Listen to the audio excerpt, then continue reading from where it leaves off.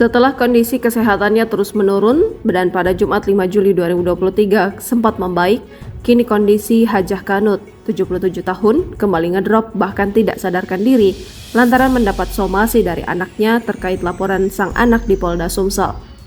Terbaring di atas bed dengan menggunakan infus yang melekat di lengan tangan sebelah kanannya dan menggunakan selang oksigen serta rekam jantung, Hajah Kanut terbaring tak sadarkan diri dirawat di Rumah Sakit Siti Fatimah Palembang pada Sabtu 6 Juli 2024 sore.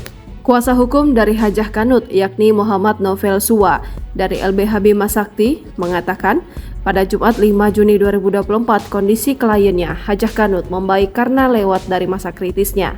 Namun setelah mendapati adanya warga yang menyewa kebun meminta kembalikan uang dan mengatakan dilarang oleh anak korban untuk menyewa kebun Hajah Kanut.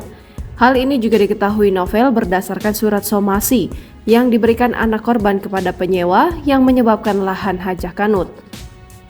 Pada hari Jumat 5 Juli 2024, siang itulah, sambung Novel, banyak warga yang menyewa lahan datang ke rumah sakit meminta kembalikan uang.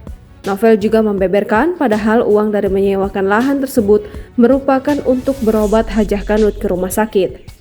Seperti diberitakan sebelumnya, setelah menjalani kontrol kesehatannya di Rumah Sakit Siti Fatimah beberapa waktu lalu, lantaran sesak nafas. Kini kondisi Hajah Kanut yang dilaporkan ke 4 putri ke Polda Sumsel, kini kondisinya kritis pada Kamis 4 Juli 2024 siang.